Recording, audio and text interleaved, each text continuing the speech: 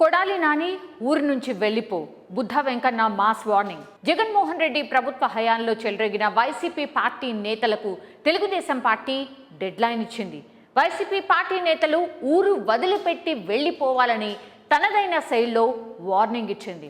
పెళ్ళాం పిల్లలతో సహా పెట్టే బేడా సర్దుకొని వెళ్లిపోవాలని హుకుం జారీ చేసింది.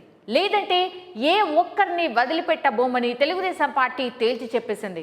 జగన్మోహన్ రెడ్డి ముఖ్యమంత్రిగా అధికారంలో ఉన్న 5 ఏళ్ల కాలంలో గుడివాడ ఎమ్మెల్యే కొడాలి నాని రెచ్చిపోయారు. నోటికి అడ్డు ఆపు లేకుండా, చిన్న పెద్ద లేకుండా వచ్చే ఎన్నికల్లో తాను ఎమ్మెల్యేగా పోటీ చేసిన వైసీపీ పార్టీ ఓడిపోతే నా పరిస్థితి ఏమిటి అని ఆలోచించకుండా అప్పటి ప్రతిపక్ష నేత టీడీపీ అధినేత నారా చంద్రబాబు, నారా లోకేషే లక్ష్యంగా ఇష్టం వచ్చినట్టు విమర్శలు చేశారు. ఒకానొక సమయంలో చంద్రబాబు సతీమణి భువనేశ్వర్ని కూడా వదల్లేదు కొడాలి నాని. కాలం ఒకేలా ఉండదు కదా. నేడు వైసీపీ ప్రభుత్వం ఓడిపోయి టీడీపీ కూటమి ఏర్పడడంతో కొడాలి నాని తదితరులకు గడువు ఇచ్చింది. ఆ గడువు దాటడంతో టీడీపీ నేత బుద్ధ వెంకన్న స్పందిస్తూ ఎవరిని వదిలేది లేదు అన్నారు.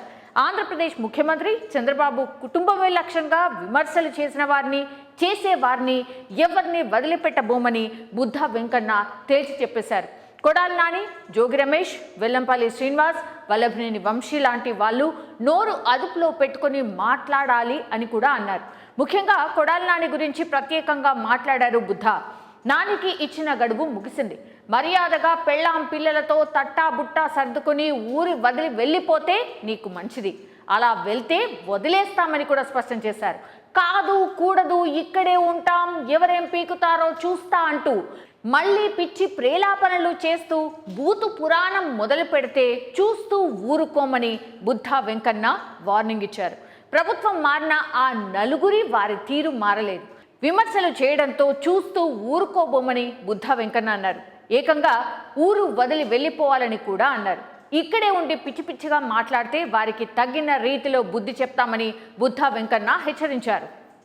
మరిన్ని అప్డేట్స్ కోసం మా కాయ్ టీవీని సబ్స్క్రైబ్ చేసుకోండి. మా వీడియో కనుక మీకు నచ్చినట్లయితే లైక్ చేయండి, షేర్ చేయండి. మీ విలువైన అభిప్రాయాలను కామెంట్ బాక్స్లో తెలియజేయండి.